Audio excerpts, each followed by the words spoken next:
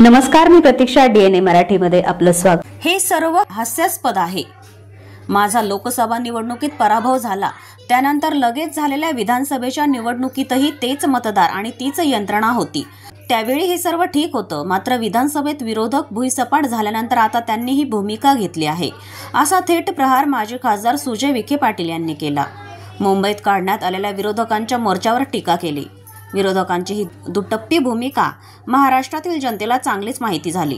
येणाऱ्या निवडणुकांमध्ये आपला पराभव नक्की आहे याची पूर्ण जाणीव विरोधकांना झाली आहे. त्यामुळेच पराभवानंतर जनतेसमोर काहीतरी सांगता यावं म्हणून ते आधीच ग्राउंड तयार करत आहेत. वैद्यकीय क्षेत्रातील उदाहरण देत सुजय विखे म्हणाले, जसं एखादा मोठा आजार होण्याआधी आपण वॅक्सिन घेतो, तसंच हे वॅक्सिन सध्या विरोधक घेत आहेत. पराभवाची जाणीव झाल्यानंतर लोकांसमोर तोंड द्यावं लागू नये म्हणून हा मोर्चा काढला जात आहे. हे अतिशय हास्यास्पद मोर्चा आहे. जोपर्यंत लोकसभेमध्ये आता माझ्या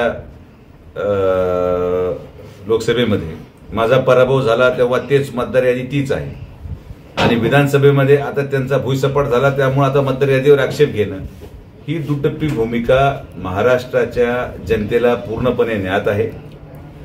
कुठल्याही प्रकारे यांचा प्रयत्न असा आहे की हे एक ग्राउंड तयार करतायत की उद्या जर पराभूत झालो आणि जिथे होणार आहे पराभूत झाल्यानंतर एक कारण अगोदर शोधणं, जसं आम्ही डॉक्टरच्या भाषेत म्हणतो प्रोफिलॅक्टिक ट्रीटमेंट, वॅक्सिन घेतो जसं आपण मोठा आजार होऊ नये तशी ही वॅक्सिन आहे त्यांची, की पडल्यानंतरचं भाषण हे आजच तयार करून जनतेपुढे जाणं, एक फार्स निर्माण करणं.